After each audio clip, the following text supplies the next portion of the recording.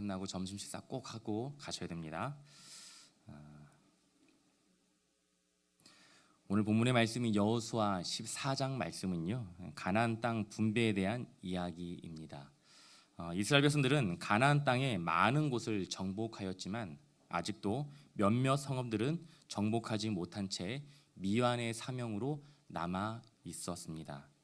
이제는 나이가 많아 더 이상 가나안 정복 전쟁에 함께할 수 없게 된 여호수아는 하나님의 명령에 따라 이스라엘의 각 지파들에게 정복된 땅과 그리고 정복하지 못한 땅을 포함하여서 가나안 땅을 분배하게 됩니다. 여호수아 14장 1절에서 시작된 요단 서쪽의 땅 분배는 여호수아 19장 51절에서야 드디어 마무리가 되는데요. 자, 마지막으로 여호수아 19장의 마지막 부분은 여호수아 또한 땅을 기업으로 받는 내용이 소개되며 땅 분배에 대한 이야기가 끝나게 됩니다. 그리고 이 일이 시작되는 지점인 오늘 본문의 말씀에는 이 갈렙이라고 하는 인물을 우리에게 소개하는데요. 여호수아 14장 6절 말씀 우리 함께 읽습니다. 여호수아 14장 6절입니다. 그때에 유다 자손이 길갈에 있는 여호수아에게 나아오고 그니스 사람 여분네의 아들 갈렙이 여호수아에게 말하되. 성경은 갈렙을 그니스 사람 여분네의 아들이라고 소개하고 있습니다. 여기서 그니스 사람이란 창세기 36장에서 등장하고 있는 에돔의 자손을 의미하는데요. 다시 말해 갈렙은 야곱의 자손이 아니라 에서의 후손이었다는 것입니다. 갈렙은 유다 지파에 속한 사람이었지만 사실 그의 가문은요, 유다 지파의 정통성을 상징하는 야곱이 아니라 에서의 후손이었던 것입니다. 아마도 갈렙의 손조들이 출애굽을 하게 되면서 유다 지파로 편입되었을 것이라 학자들은 추정하고 있는데요. 다시 말해 갈렙의 집안은 그렇게 신앙적으로 우수한 집안이 아니었다라는 거예요. 이와 같은 사실은 갈렙의 이름을 통해서도 우리가 확인할 수 있습니다. 갈렙이라고 하는 그 히브리 이름의 그 뜻은 개, 강아지라는 의미를 담고 있어요. 여러분, 사람의 이름에 개라고 강아지라고 이름을 짓는 부모가 어디 있겠습니까? 성경에 등장하는 이 개라고 표현되는 단어는요, 부정적으로 사용되는 의미입니다. 부정하고 게으른 자들을 지칭할 때 사용하는 표현이 늘 개였어요. 이스라엘 정통성의 상징인 유다 지파의 자손이었다면 자녀들의 이름을 지을 때에 하나님의 백성으로 살아내기 위한 다짐과 소망의 마음을 담아 그 이름을 지었을 것입니다. 다시 말해 갈렙의 출신과 이름을 보면 신앙적인 훌륭한 배경이 갈렙에게는 있지 않았다는 거예요. 여러분, 무슨 의미입니까? 그 한 사람이 가지고 있는 조건과 배경은요, 하나님께서 사용하시는 믿음의 사람이 되는 그 조건에 전혀 문제가 되지 않는다라는 것입니다. 45년 전에 갈렙은 유다 지파의 대표로서 모세가 가나안 땅을 정탐하게 보냈던 12명의 정탐꾼 중에 한 명이었습니다. 그렇게 12명의 정탐꾼들은 가나안 땅을 살피기 위해 높은 곳으로 올라갔는데요. 그렇게 올라간 곳이 오늘 본문의 말씀에 소개하고 있는 헤브론이라는 지역입니다. 이들이 본 헤브론 성읍은 크고 견고하였고 그곳에는 아낙 자손들이라고 하는 기골이 장대한 사람들이 거주하고 있었습니다. 세상의 가치와 기준으로 보게 될 때 가나안에 속한 헤브론은 이스라엘이 결코 쉽게 얻을 수 있는 땅이 아니었던 것이지요. 그러나 여호수아와 갈렙은 하나님께서 함께 하시는 이스라엘과 함께 하시는 그 하나님의 말씀을 신뢰하였고 믿음의 눈으로 그 땅을 바라보았습니다. 정탐을 마치고 여호수아와 갈렙은 하나님을 향한 그 신뢰의 믿음을 가지고 정탐에 보고를 하였지만 이스라엘 백성들의 반응은 어떠했습니까? 믿지 않았습니다. 오히려 두려움과 절망에 사로잡혔습니다. 갈렙은 하나님께서 우리와 함께하고 계시기 때문에 우리가 두려워할 필요가 없다고 이스라엘 백성들을 향해 부르짖었지만 외쳤지만 그러나 이스라엘 백성들은 오히려 여호수아와 갈렙을 돌로 쳐 죽이려고 하였습니다. 그렇게 이스라엘 백성들이 하나님의 약속에 대한 불신의 결과가 무엇이었습니까?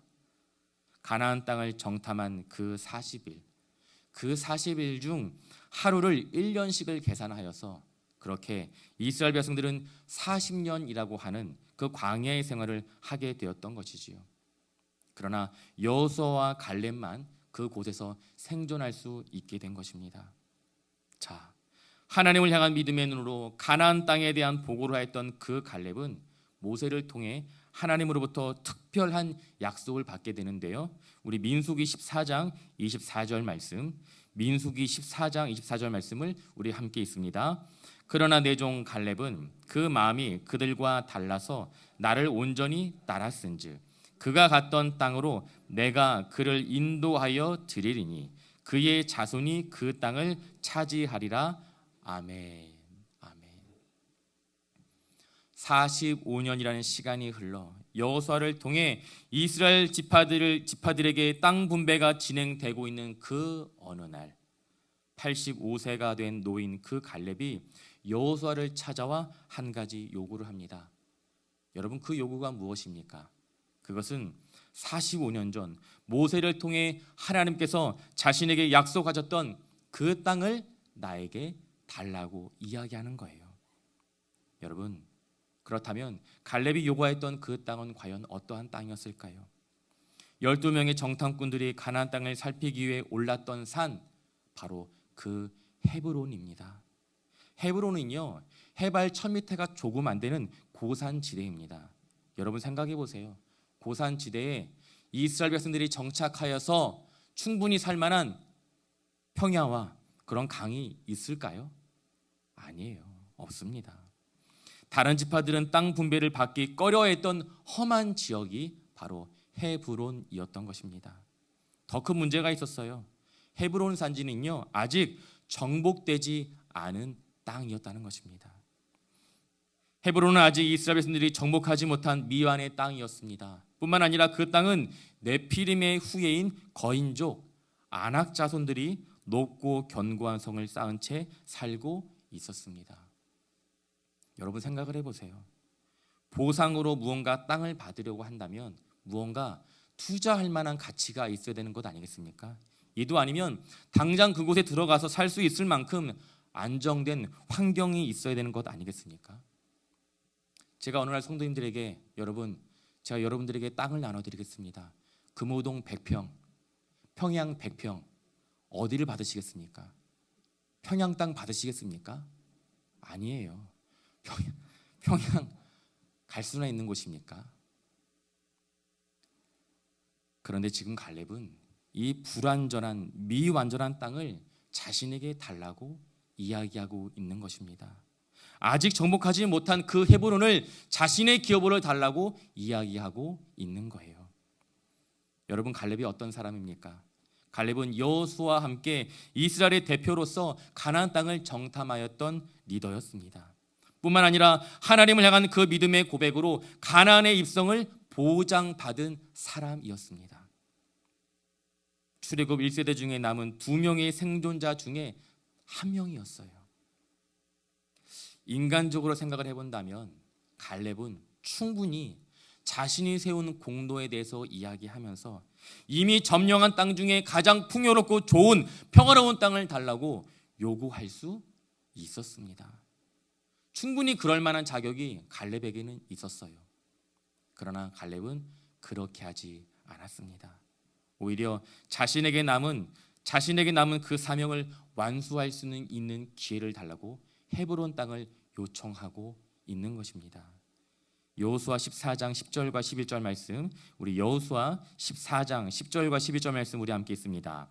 이제 보소서, 여호와께서 이 말씀을 모세에게 이르신 때로부터 이스라엘이 광야에서 방황한 이 45년 동안을 여호와께서 말씀하신 대로 나를 생존하게 하셨나이다. 오늘 내가 85세로 돼 모세가 나를 보냈던 날과 같이 오늘도 내가 여전히 강건하니 내 힘이 그때나 지금이나 같아서 싸움에나 출입에 감당할 수 있으니 아멘. 갈렙은 45년 전에 가나안 땅에 숨어서 그 땅을 바라보면서 하나님이라면 분명히 저 강한 헤브론 성도 무너뜨릴 것이라고 믿으며 그 소망을 무려 몇 년 동안이라요? 몇 년 동안이라고요? 45년 동안 그 마음 가운데 품고 있었던 것입니다. 그런데 여러분, 85세의 노인 그 갈렙이 강건하면 얼마나 강건하겠습니까? 갈렙이 이야기하는 그 강건함이란 자신의 몸을 건사할 수 있는 정도의 강건함이지, 전쟁 한가운데 서서 전쟁을 이끌 수 있는 정도의 체력과 힘을 가지고 있었다는 것을 뜻하는 것은 아닐 것입니다. 그럼에도 불구하고 거인 안악자손과의 전쟁을 감당해야 하는 그 헤브론 산지를 자신에게 달라고 이야기하고 있는 그 이유는 무엇인가요? 그 이유가 무엇이겠습니까? 그것이 하나님의 약속의 말씀이었기 때문이에요. 갈렙이 여호수아에게 요구한 근거는요, 철저히 하나님께서 약속하신 대로였습니다. 하나님께서 말씀하신 대로였습니다. 우리 본문의 말씀 여호수아 14장 12절 말씀, 여호수아 14장 12절 말씀 우리 함께 있습니다. 그날에 여호와께서 말씀하신 이 산지를 지금 내게 주소서. 당신도 그날에 들으셨거니와 그 곳에는 안악 사람이 있고 그 성읍들은 크고 견고할지라도 여호와께서 나와 함께 하시면 내가 여호와께서 말씀하신 대로 그들을 쫓아내리다 하니 아멘. 무엇입니까? 자신에게 주어진 하나님의 말씀에 근거하여서, 하나님의 그 말씀에 순종하여서 자신에게 주어진 사명을 감당하겠노라, 이와 같은 고백을 하고 있는 거예요. 다시 말해 여호수아를 향한 갈렙의 요구는요, 하나님을 향한 온전한 신앙의 고백이었던 것입니다. 갈렙이 요구한 땅은 누가 보아도 문제가 있던 땅이었어요. 그러나 눈에 보이는 그 문제보다 자신을 보내신 하나님의 말씀이 비교할 수 없을 만큼 크고 더 중요하기에 그 말씀을 붙들고 이 말도 안 되는 요구를 하고 있는 것입니다. 여러분, 그렇다면 그렇게 말씀에 순종하여서 그 땅을 위한 전쟁을 감당한 그 결과가 무엇이라고 성경이 이야기하고 있습니까? 우리 본문의 말씀 14장 15절 말씀, 14장 15절 말씀 함께 있습니다. 헤브론의 옛 이름은 기럇 아르바라. 아르바는 아낙 사람 가운데서 가장 큰 성읍이었더라. 그리고 그 땅에 전쟁이 그쳤더라. 아멘. 아멘. 오늘 본문의 말씀은 갈렙의 헌신과 순종에 대한 결과를 이렇게 소개하고 있습니다. 그 땅에 전쟁이 그쳤더라. 아멘. 누가 보아도 문제가 있었던 땅이었어요. 모두가 피하고자 했던 그 땅이었습니다. 그러나 자신을 보내신 하나님의 뜻을 기억하고 그 말씀에 순종하여서 사명과 헌신의 자리에 선 그 한 사람의 희생과 헌신을 통하여서 비로소 그 땅 가운데 평화와 안식이 찾아온 것입니다.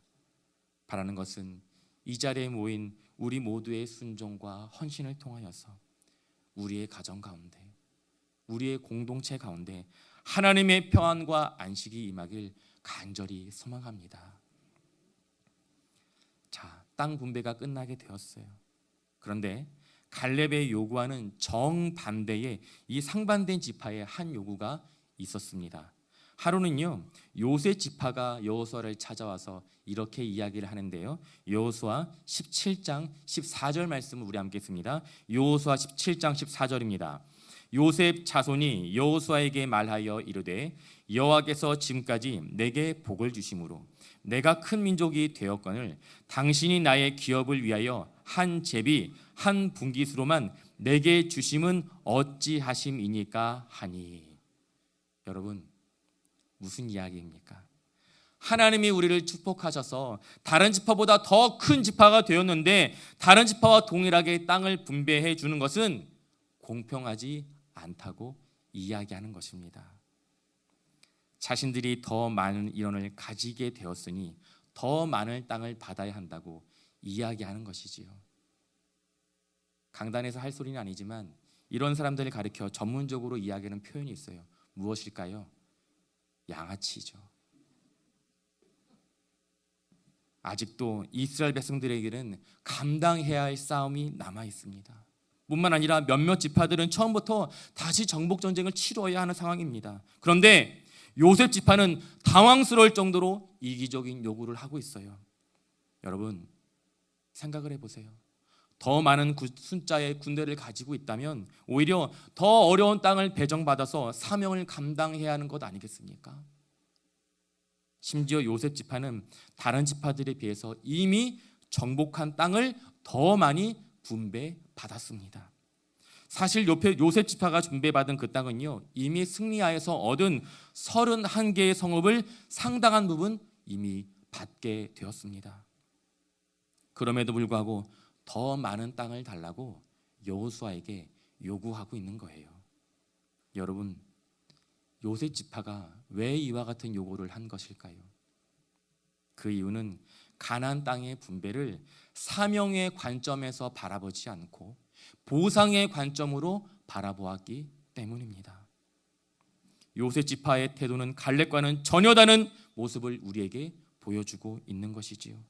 마치 자신들이 이제까지 수고한 그 보상을 받아야 한다고 생각을 했던 것입니다. 그래서 자신들이 더 많이 받고 더 많이 누려야 한다고 이야기한 거예요. 제가 대학교 4학년이 됐던 그 해 여름, 졸업을 앞둔 그해 여름방학이었어요. 여름방학, 졸업을 앞두고 있는 대학생, 무엇을 해야 합니까? 결혼 준비입니까? 취업 준비입니까? 취업 준비죠. 열심히 취업 준비를 했습니다. 관련된 자격증을 다 따기 위해서 열심히 노력을 했고요. 영어 점수를 만들기 위해서 정말 열심히 노력을 했습니다. 틈틈이 회사에 그렇게 준비한 서류들을 가지고 이력서를 만들어서 지원을 했었습니다. 여러분, 여름이면 교회에서 무엇 합니까? 네? 자신 있게 얘기해 보세요, 여러분. 수련해야죠. 당시 저는 그 청년부 찬양팀에서 섬기고 있었어요. 수련회니까 얼마나 더 많은 연습을 했겠습니까? 그렇게 열심히 수련회 준비를 하고 있었어요.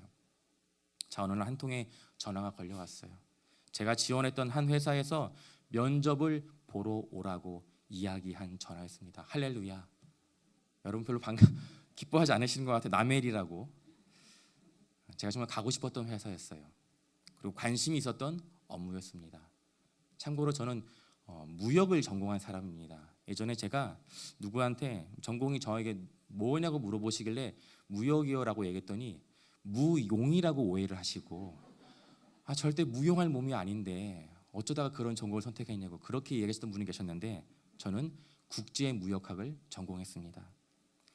자, 가고 싶었던 회사였었고 관심이 있었던 업무였어요. 제가 이 이야기를 왜 드릴까요? 면접 보는 날짜와 교회 수련 날짜가 정확히 동일했던 거예요. 제가 어떤 선택을 했을까요? 여러분, 믿음의 마음으로 선포해 보십시오. 어떤 선택을 했겠습니까? 제가 인사 담당자에게 전화를 했어요. 그때만 해도 제가 참 순수했던 사람이었습니다. 그리고 그렇게 이야기를 했어요. 제가 그날 중요한 일정이 있습니다. 그래서 면접 일정을 변경하고 싶습니다. 인사 담당자가 저한테 물어보더라고요. 혹시 다른 회사 면접을 보냐고. 지금의 저였다면 그렇게 이야기했을 텐데 그 당시 저는 참 순수했던 청년이었어요. 솔직하게 이야기를 했어요. 사실 그날 교회 수련회가 있어서요, 저에게는 중요한 시간입니다. 결코 수련회와 면접을 맞바꿀 수 없습니다. 만약 제가 회사에 필요하다고 생각을 하시면 날짜를 조정해서 저에게 면접 날짜를 다시 통지해 주십시오. 여러분, 참 당돌하지 않습니까? 전화를 끊고 나서 생각해 보니까 제가 너무나 멋있는 거예요. 하나님 얼마나 기뻐하실까. 그런데 안타깝게도 그 회사에서 다시 연락이 오지 않았습니다. 2박 3일 동안의 수련회가 있었어요. 정말 큰 은혜를 주셨어요. 그렇게 큰 은혜를 경험하고 다시 일상으로 돌아와 열심히 취업을 준비했습니다. 그런데 아무리 열심히 이력서를 넣고 지원서를 넣어도 회사에서 연락이 오지 않는 거예요. 그때 제가 어떤 생각을 했을까요? 그때 면접 보러 갈 걸. 하나님께 서운한 마음이 들더라고요. 하나님, 제가 하나님을 위해 중요한 이 기회를 포기했는데 저에게 더 좋은 기회로 갚아주셔야 하는 것 아니겠습니까? 여러분, 제가 정말 당연한 것을 하나님께 요구한 것입니까? 그렇지 않습니다. 우리는 종종 우리에게 주어진 사명을 보상의 관점으로 바라볼 때가 있어요. 하나님, 내가 그동안 얼마나 수고와 헌신을 많이 했는데 하나님 이 정도는 갚아 주셔야죠. 여러분, 우리에게 주어진 사명은요, 하나님께 대가를 받기 위해 감당하는 것이 아닌 줄 믿습니다. 요셉 지파의 사람들은 자신들에게 맡겨진 그 사명을 감당하길 꺼려했습니다. 왜 그렇습니까? 사명을 감당하는 것은 힘들고 어려운 일이기 때문이에요. 사명의 삶을 산다는 것은요, 불편한 삶을 감당해야 합니다. 요셉 지파는 이 사실이 싫었던 거예요. 뿐만 아니라 이들은 하나님께서 가나안 땅에 어떠한 나라를 세우려고 하셨는지 기억하지 못했습니다. 하나님께서 명하신 가나안 정복 전쟁의 그 목적은요, 이스라엘 백성들이 살아갈 터전을 주시기 위한 하나님의 계획과 목적이 아니었습니다. 무엇입니까? 그 계획과 뜻이 무엇입니까? 가나안 땅에 가득한 음란과 죄악을 진멸하시고자 하시는 하나님의 심판의 목적이었으며, 더 나아가 더러워진 그 땅을 하나님의 백성들로 하여금 다시 회복의 땅으로 기경하고자 하시는 하나님의 뜻이 담겨져 있었던 것입니다. 갈렙은 하나님의 나라가 그 가나안 땅 가운데 이루어지를 소망하였기에 자신의 사명을 끝까지 감당하기 위해 편안함과 안정된 자리가 아니라 희생과 수고와 헌신이 동반되어지는 헌신의 자리를 찾아 나섰던 것입니다. 사랑하는 성도 여러분, 교회에 이런저런 섬김의 자리가 필요하게 될 때면 정말 누군가는 어김없이 그 헌신의 자리에서 묵묵히 섬기고 있는 것을 우리는 목격하게 됩니다. 지금도 누군가는 주방에 내려가서 밥을 하고 있어요. 어제는 밤늦게까지 주보를 하다가 간 분도 계십니다. 여러분, 왜 그렇습니까? 이것이 사명인 줄 알기 때문이에요. 비록 힘이 들고 체력도 이전보다 못하지만 때로는 섬김의 자리에서 불평과 원망의 소리를 들어야 할 때도 있지만 이로 인해 마음 가운데 낙심과 상처를 받기도 하지만 그 섬김과 헌신을 통해 교회의 공동체가 온전하게 세워진다는 그 원리를 알고 있기 때문입니다. 여러분 모두가 다 요셉 지파처럼 더 많이 가지려고 하고 더 많이 누리려고 한다면 주의 몸된 교회 공동체가 바르게 세워지겠습니까? 우리에게 허락된 가정과 공동체 그리고 일터의 자리는요, 우리가 누리기 위해 주어진 자리가 결코 아닙니다. 하나님의 나라를 일궈야 하는 사명을 감당해야 하는 자리인 줄 믿습니다. 말씀을 정리하겠습니다. 사명을 감당하는 것, 여러분 부담스러운 일이에요. 희생과 헌신이 수반되는 일입니다. 그러나 그 사명을 감당하기 위해 그 한 사람의 희생과 수고를 통하여서 주의 몸된 교회와 가정 공동체는 회복과 부흥의 역사를, 그 귀한 은혜를 누리게 될 줄 믿습니다. 우리 앞에 놓여있는 세상에서의 사명이 감당할 수 없는 큰 어려움처럼 보일 때가 있지만 우리에게 주신 그 말씀에 순종하여서 그 사명을 감당하게 될 때에 그 땅에 비로소 전쟁이 그쳤더라. 이와 같은 은혜와 축복이 저와 우리 성도님들 삶 가운데, 그 가정 가운데 충만히 임하길 예수님의 이름으로 축원드립니다. 기도하겠습니다.